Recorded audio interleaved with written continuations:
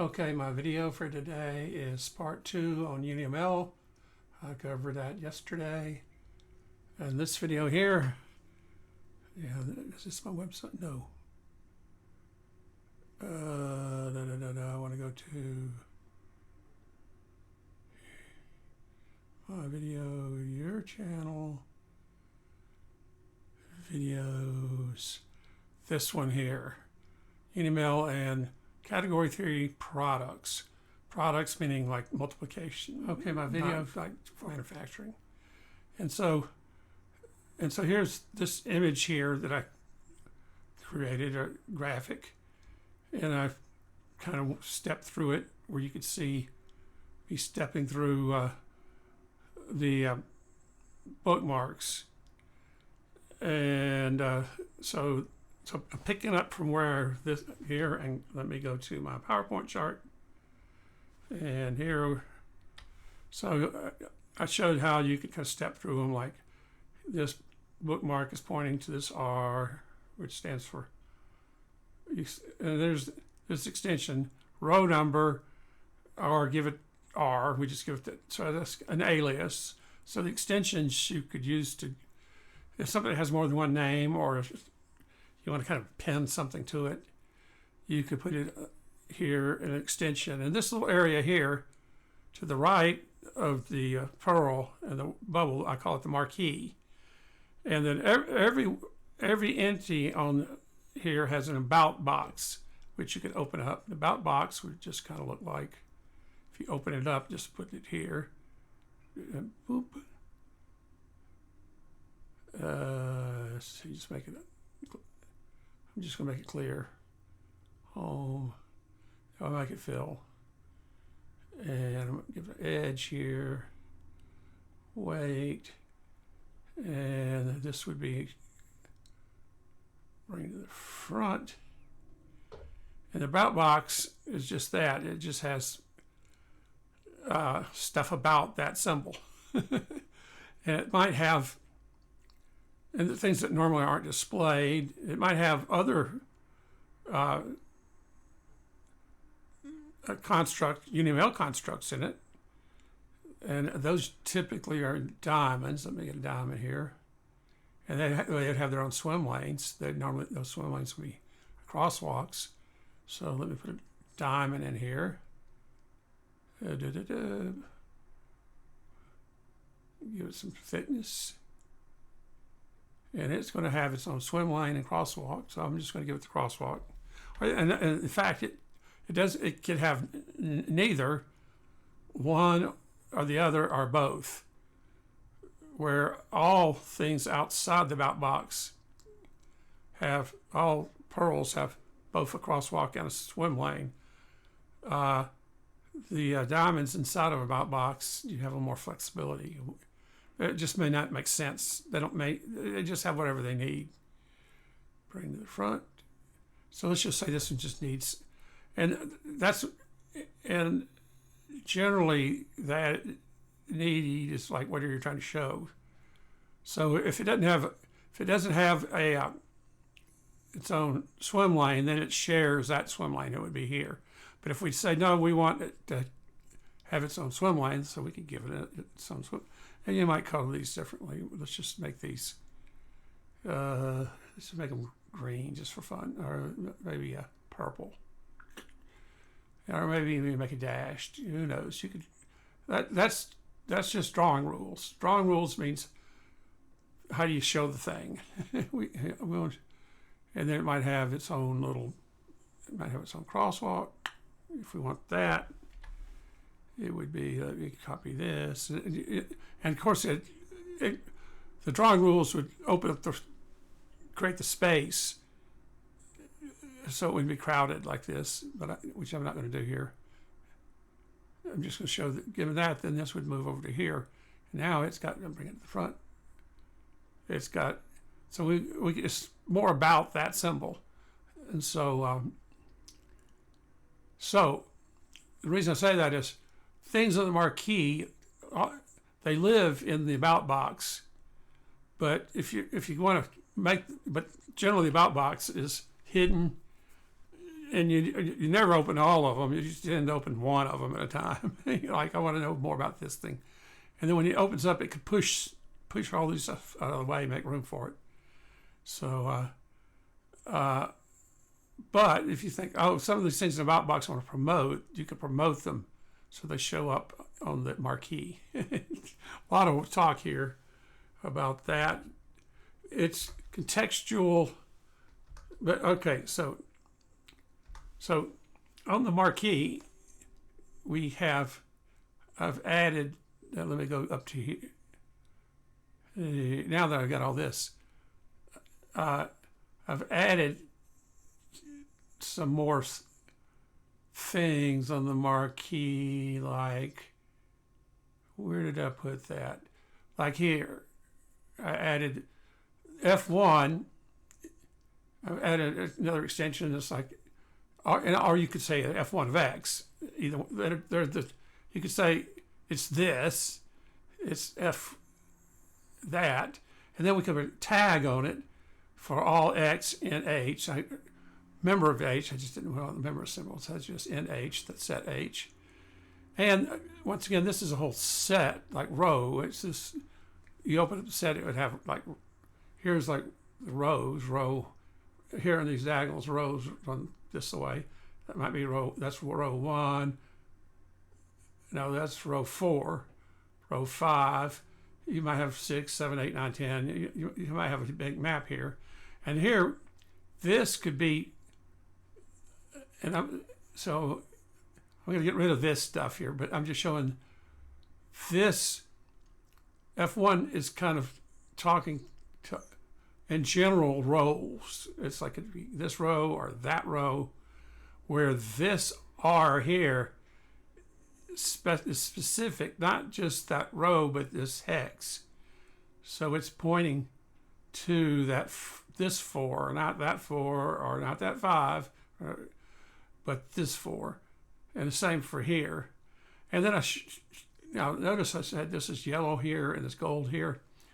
The drawing rules look at things like routing things so you don't get occlusion, but also look like contrast ratio. If it's hard to see the yellow here, it'll tone it down to like gold. So that's part of the drawing rules. It makes things visible. So the whole idea is we're going to make a good drawing.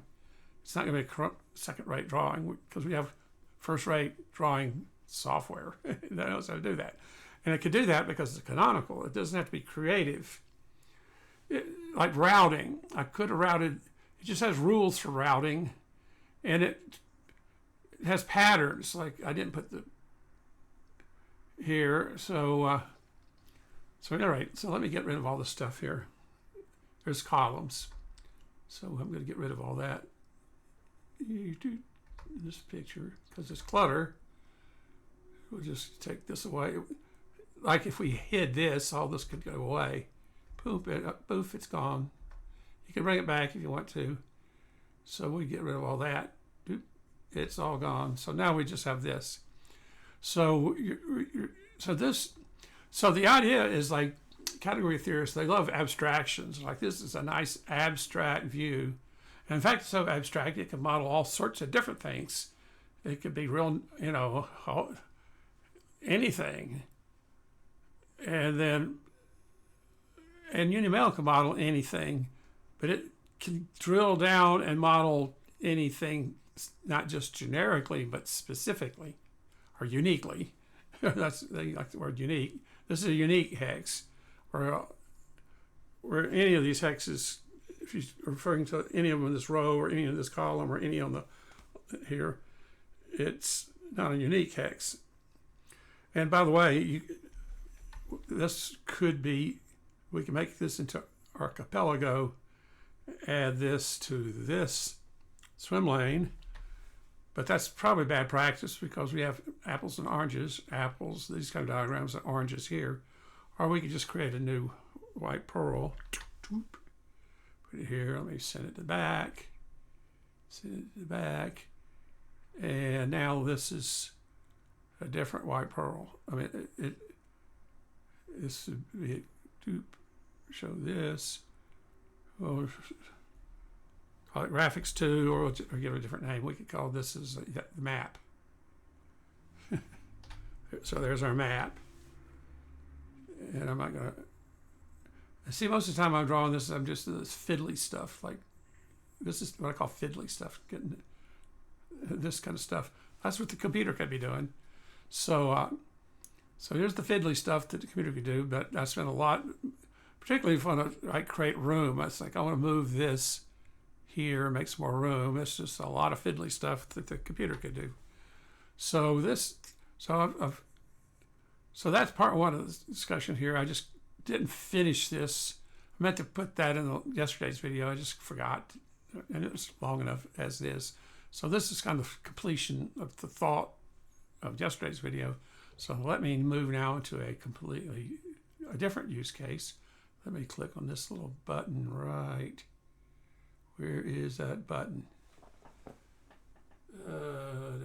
There it is. Now, here's my camera. So I'm live now, so to speak. Let me get a sip of my tea. A hot tea, which I have in the morning. So here is a different case I'm looking at. Let me pull this down so you can see the top. The number 30. Here it is. Now, first of all, before I cover what this case is, I'm going to cover something else, which I called my other video. Let me go to here. Pull this down here. Keeping track of all this is hard. I gotta move this over here. Go to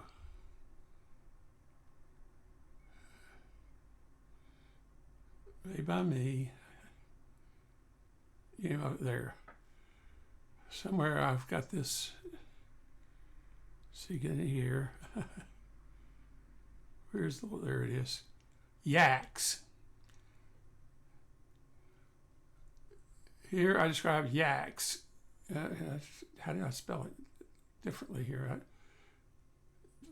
I double YACKs. YACK stands for here. I describe, let's see, YACKs. It's an acronym. It stands for U.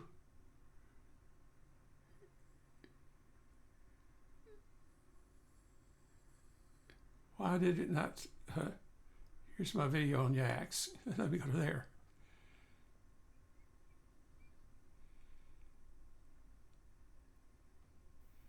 Yeah, so there's no video on that. Did I say anything? It says you make your own controllers. Yeah, that's YACKs. It should have G. You make your own controller keys. I think controller keys. Now, what is a controller key? Let me go back to my here. I'll put a link to all this. I almost always do that. So what is a key? A color key. It's like, okay, I want to turn, this is my UniML drawing, but I didn't finish it. I just kind of sketched it in. You don't see this, the string. Here's the string, runs here. So instead of drawing the whole string, I'll just take my red marker here, and I'm going to draw like doop here and doop down there, and maybe I put a couple of these here. And then I'm going to put a asterisk here, which means pay attention to this. I'm seeing the computer is looking at this. It's not the computer, it's Portals. And Portals is sort of like a virtual operating system that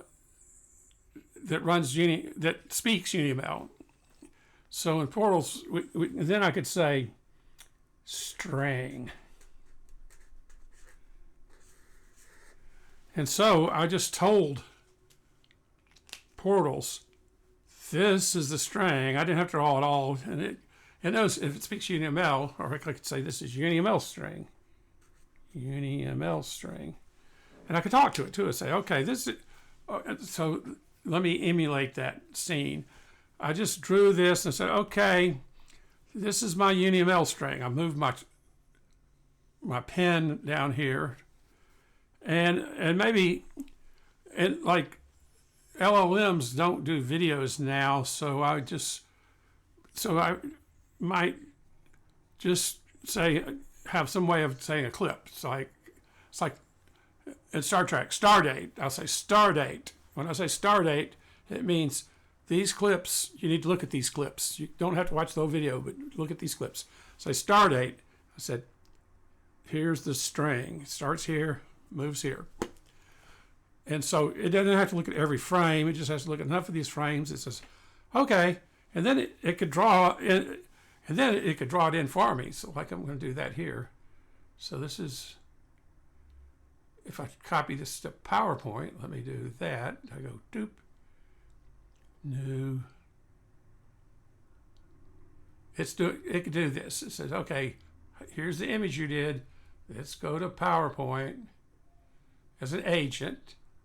Let's create a new slide. Let's do this. Boom. And it's like, okay, now I know what this is now. Yeah, it's sloppy. You're a sloppy artist. Bad you. But I could fix it. Shape. I want a straight line. And it goes do do do do. It adds this. Turns it this color. And makes it fatter. And it's like, okay, I drew all this. See, I didn't have to draw the whole thing. I just used the YACKs to say, here's a little bit of it. And then I say, okay, now we're going to add here's a swim lane we're going to add to here. We're going to say, this is a swim lane. Oop, let me go back to the other thing. You didn't see that. Okay, back to the live view. Say, here's a swim lane. My blue isn't working. Let me get another marker here. Say, I can just say this is a swim lane, and it's hard blue to see. But the advantage, but the reason I'm putting the key here is even though it doesn't have to know this is blue, it just has to know it's the same color as this. And I'm going to say swim lane. So it's like, okay, that's a swim lane. I said, here's some more. And the LLM is going to be smart enough to think, okay, I got it. Those are swim lanes. And so then it could go, okay, we're going to add the swim lanes here. So it's just my PowerPoint chart. Yeah. So it says, okay, I got it. There's the swim lanes. So here's the swim lane here. I could draw those in. I'm not going to draw them all in. But you see what I'm doing here? I'm not using my mouse. I'm using, what I'm saying is, then we go back to here. And if it does it wrong, we can always fix it. So let me go back to here. Is this here? Yeah, here we are. Instead of this being my mouse, and I got a nice ergonomic one. This works really well for me. This is now my mouse. And it's like, this has some advantages. This mouse works on 2D space, like a mouse pad. It only has a 2D device. This is 3D space. You only see it in 2D, but look, I could put things here, a 3D object. Here's this object. It's projected. It's 2D space, but it's a project. I call it 2.5D. 2.5D. It's not 3D, but it's not 2D. It's a projection of 3D onto 2D. That's 2.5 dimensional space. So this is 2.5 dimensional space, where this is strictly 2D space. Mouse wheel kind of gives it you might think a little bit, 2.1 dimension. So now I could say like things like move this up, or I could say move it up like this. So even though I didn't draw it, I feel like these are elevator shafts. These are elevator shafts run this way. And then we draw them like this. Let me use a different color here for elevator shafts. So here's an elevator shaft. I have to project it down here. and that should be pink, but it looks red. So once again, and then we can say elevator shaft. Yes. This symbol here means it's a key. It's a what I call a YACK. Here's another YACK. User defined key. That's an elevator thing, but it doesn't run this way. It runs this way. I could talk to so I'm talking to my portals, which is an LLM, and with lots of agents and orchestration, all that. And that's it. But it runs this way, not that way. Now, how do I do that? See, I can't do that with a mouse, but I can do it here. So the idea is, which do you use? Your mouse or your pens? And it's like, the answer is yes. You can use either one of them. It depends on what you're trying to do. And you go back and forth. So that's the future. And then portals. And then if you're using a canonical graphical language like UniML, it can know what you're doing, where if you're just freelancing it, making up your own formats, you have to teach it, tell it more, like say it didn't know what a Gantt chart is, and you're drawing a Gantt chart. You have to tell it everything it is. But if it already knows what a Gantt chart is, then it's going to be way ahead of the game when you draw something that says, oh, that's a task duration or an event or something like that. It's going to whatever event. Or if you're drawing a flow chart, it'll know what things are. So if you're drawing a canonical drawing, then it has rules to draw. And some of the rules are more guidelines. Like the pirate, it's like, these aren't really rules, they're more guidelines. And that you can always color outside the lines a little bit, but you have lines to color outside of. So that's YACKs. I've yacked enough about YACKs. Now I'm going to move over and pretend we have a YACK here at just YouTube here. And here's what my next category drawing is. This is 30. I'm building the factors. So you can have 1 times, that's a times 2 is 2. 1 times 3 is 3. 1 times 5 is 5. These are the 3 prime numbers here. So let me draw this. Now, when I draw this, the 3 prime numbers, right here, I could have had, I think, did I have prime? We could just add one here. We could say up here, prime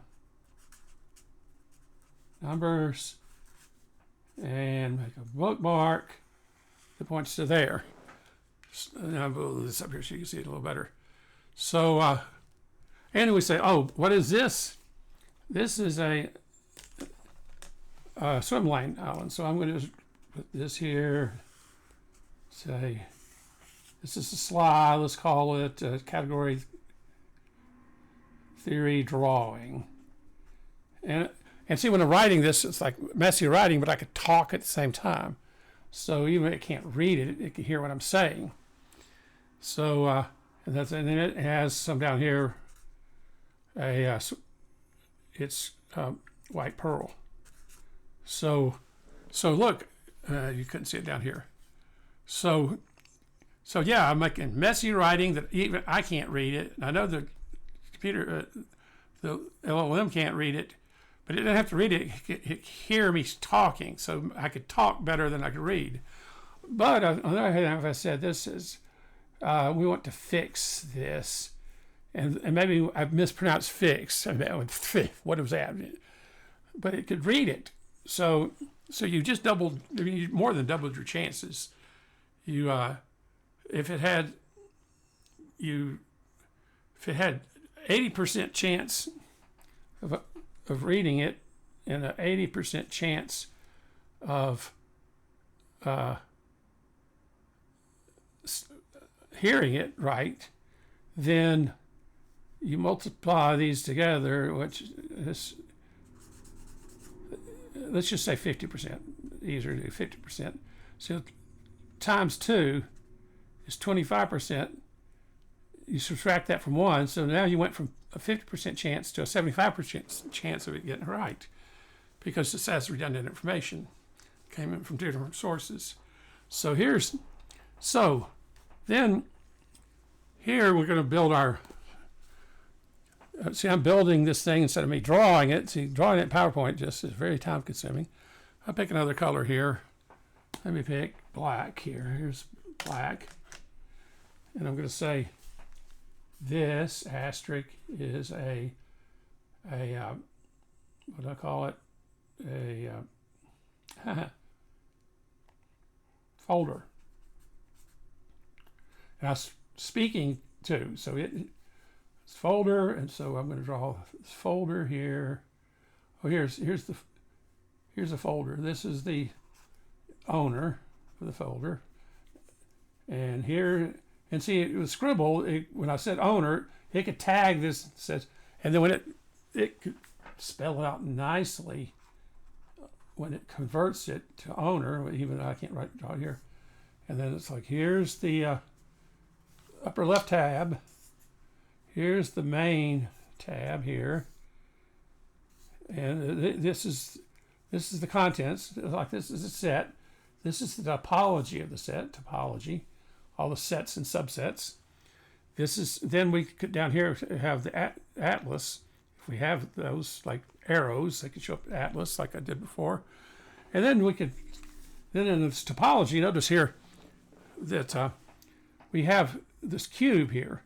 And once again, this cube is 2D space on my page, but it's really a 3D object. So I could say this here is vertical. This here is vertical.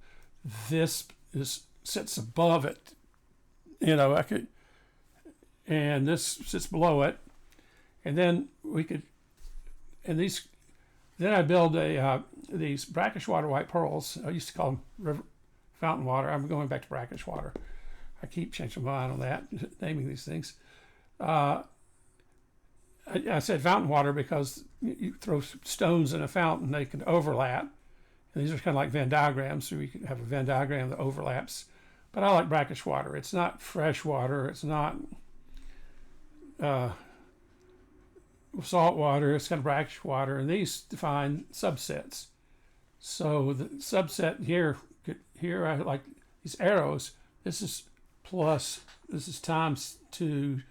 This is times, that direction is times 2, that's times 2, that's times 2, that's times 2. And move this down so you can see better. Try that in. Times 2, times 2. So this is the times 2. So we could put a bookmark here that shows one of these. I mean, we could show it to all of these. See, we could draw it here because it gets messy, but it doesn't see them all at once. It sees them, me drawing it one at a time. It could follow this and said, okay, I got it. Then when it converts it, then it could show them as one at a time on our own demand. And so, and then here, faces. It's like we have this face. We have horizontal faces like the bottom. Here's the bottom face. It's this. Here's the top face. Is that. See how messy my drawing's getting? But it's not messy. It's messy because it's all being accumulated on one piece of paper. But it's over time. And so if the Portals is seeing it over time, it could separate things temporally, even if not spatially. And then the other thing is, why am I putting all this on one page? So I could put here this little note. Why did I put it on this page? Because if I put it on a different page, you lost all that information. It's like, boo, we got a clean sheet of paper. Okay, now there's a context. Rather, I could put it here and temporally separate it, not spatially, temporally, and that I could circle it and talk to it, and then say, okay, done with that, move on. We've checked that square, check, done. So you're seeing how I'm working in essentially n-dimensional space, because here, now here's the kind of interesting part here, here's the number 30, which has 3 primes, 2, 3, and 5. So here, so this is that. Once again, it's messy, but but there's a zillion frames here, like what, 30 frames. So we could follow this pin to here and say, I got it. So then it could, so the computer got it. Okay, this is that. So we could hide all this and just say it's just in this. It's in this spring. Here's the other ones. Let's say we're going to hide this one. So this one's here. This one's here, but we're hiding this one. So we just put it in a string break. Here's our string. It'd be like this. Continue. Here's our string. Continued. So there, I should do it in red. Here's our string, and we hide it here. So now we're looking at another number here. Like this number is 30, and so we have a family of numbers here. They're made from 3 primes. So we have 3, 5, and 7. Now 3, 5, 2, 3, and 7. Now we have 2, 5, and 7. We could have 2, 5, and 11. Or we have 2, 3, and 11. We have 2, 5, and 11. So we're building a whole structure here, a plane. If you think of this as a plane of integers that can be formed by 3 primes. So they're not primes because they're made up of primes. So, and then we could say we create another sequence that have just 2 primes, or just 1 prime. Those are the prime numbers. We can have another layer that's 4 primes. So so we're adding dimensions. When we have 3 primes, we have a 3-dimensional object. We have 4 of these, we have a 4-dimensional object. We have 5, we have a 5. We have 10, we have a 10-dimensional object. So it gets hard to draw here, but that's the advantage of UniML. It's extendable. It just means this string gets longer. It gets really long, but then once again, you don't care about it. It's like we don't care. Here's the 2D. Here's the 3D.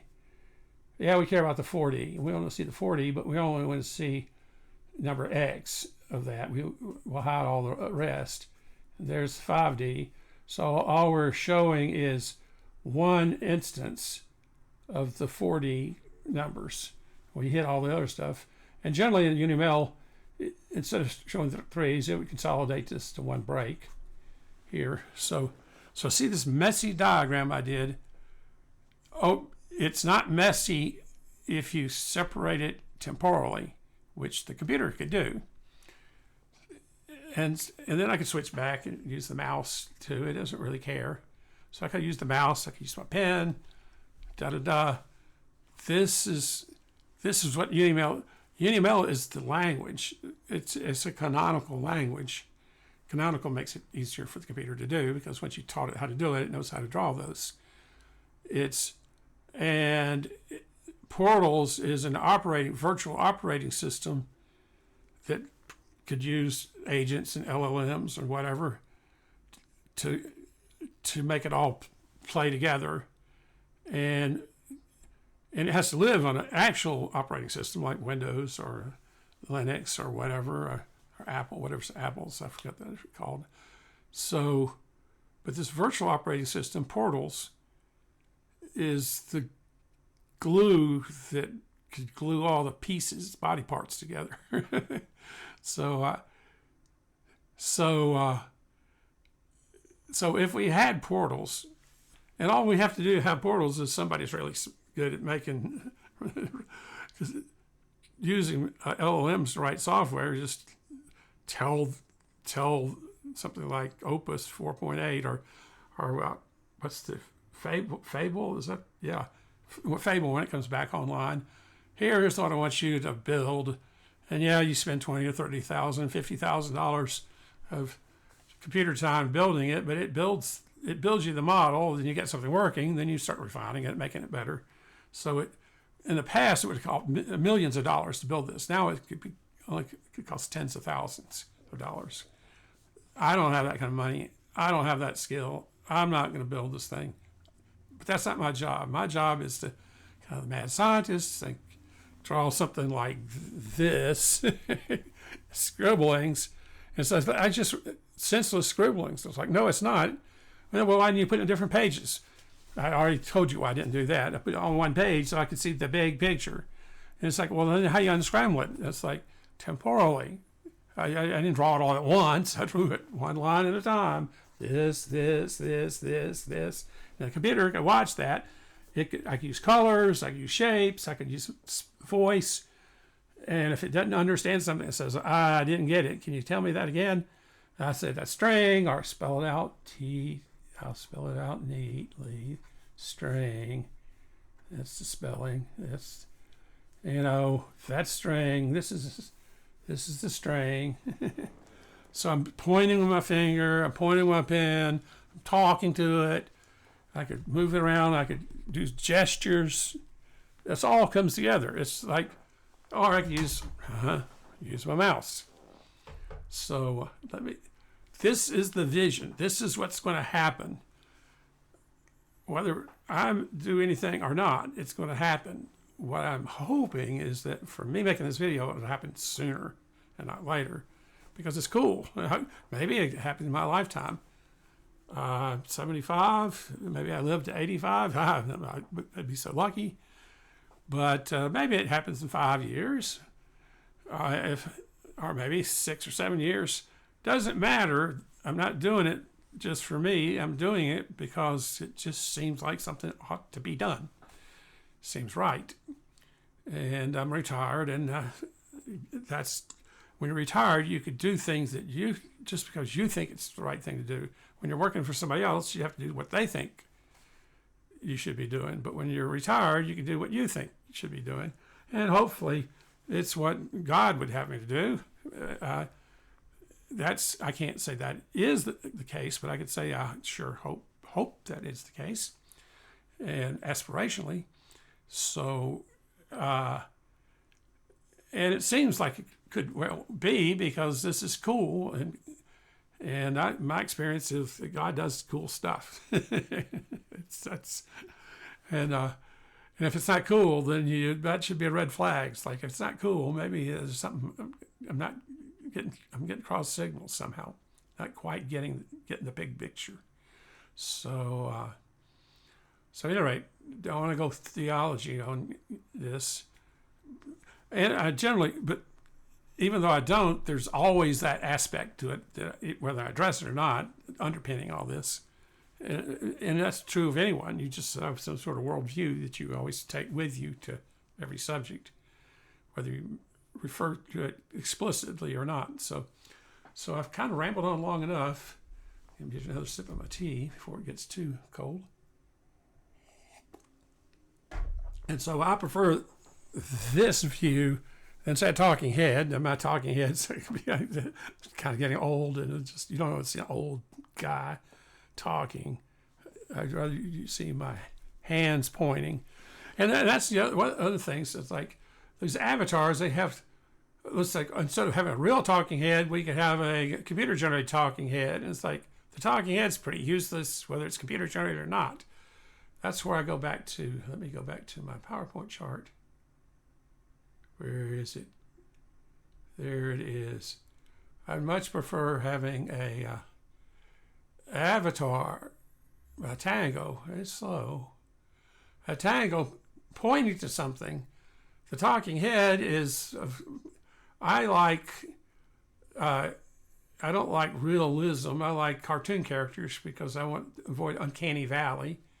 And you could give them things like hats that kind of denote roles. They could point to things, and they could say things. You could have call-outs like this. There's a call-out, and there's a call-out, and there's a place for that, and UniML can handle that. But there's just more pop to this, and and here's this idea of a tower. See, a UniML diagram isn't two-dimensional. It's actually, each pearl has its own floor. It's just they project down. So when I go to here, come on, it takes forever. Actually, this string is not horizontal. It's going down that tower vertically. Let me just draw that. Here's the tower. Let me make it clear. Home. No fill. Make it fatter. Make it some color. Blue will work. So here's this string here is really doing this.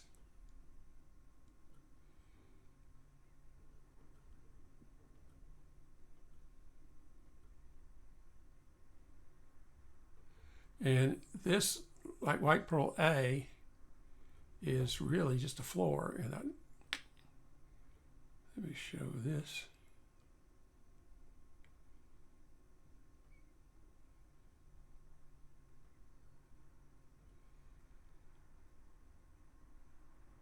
I'll send this back.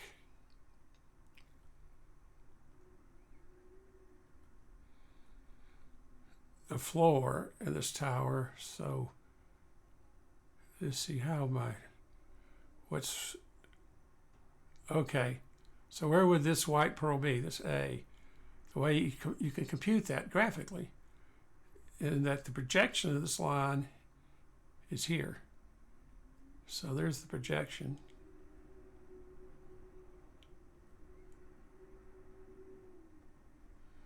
Let's make it dotted or dashed. So this point projects down to here. This point projects up to here. And so where does these intersect? This point right here, that's this point here. So this pearl lives here in this 3D space. And then when you draw something, it's just projected down to some, and I call that like the basement. You take this pearl and you project this one down to here. And here's our projection of their string. And we take some other pearl, project it down here, and maybe we hide all the ones in between. So that was this other pearl here on this floor. Send this back. So that pearl was here, and it projects down. That's where the elevator shafts come in. Let me draw an elevator shaft here. Elevator shaft. I usually make those. Let's make them orange. Make it no fill. Generally, I make them dashed. So there's an elevator. Let's see. I want to make this. This is a round elevator. I picked the wrong symbol. Let's get the right one this time. I want that. So fortunately, I could copy this. There we go. There's our elevator shaft. So we project. It's like we drop down the elevator shaft what we want to draw. The drawing rule says, oh, we want to draw this one, and we want to draw that one. And all the space in between, let's see, yeah, here it is. That one. Here you project it down the elevator shaft. I'm not doing this very good. And then, instead of vertical, that space in between, if we might move them closer, consolidate it, so the elevator shaft kind of tilts this way. So all that empty space between here just shows up as a string break, which should be, see if I got one of those, so I could just make one here. String. So if we didn't want to show this, here's our string break.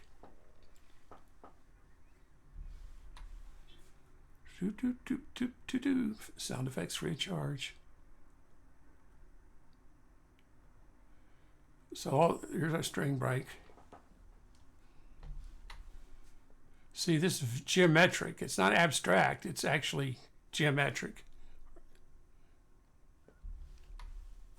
You can build it out of Tinker Toys or string.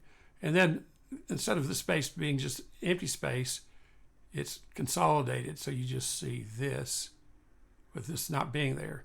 So, and the way that you do that is just you you don't project what's in between, and then you just slant this so that it takes that space out. So what you're seeing here isn't this. You never see this. This is invisible. It's in 3D space projected down to a 2D space. And you might be building a model that's in n-dimensional space. And then you can imagine things like, you read things like, God's invisible. Why? Well, why is he invisible? Well, maybe he doesn't, maybe he exists in n-dimensional space or infinite dimensional space. Who knows? Something we can't see. We can only see things in 3-dimensional space and only put them on paper in 2-dimensional space. But you could see these projections of higher dimensional space. And it's like all this, and we can do it with abstract symbols, like a category theory. But UniML, we could do better than that. We could build build models that model that 3D space, even though we have to project it to a 2D space to render it. Okay, enough of this.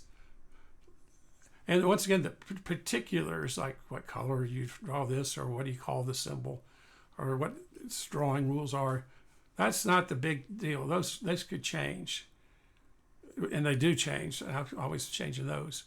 It's kind of the big picture I'm trying to convey here. And so given that, I think I could end this video. It's run long enough. So let me do it. Let me end here.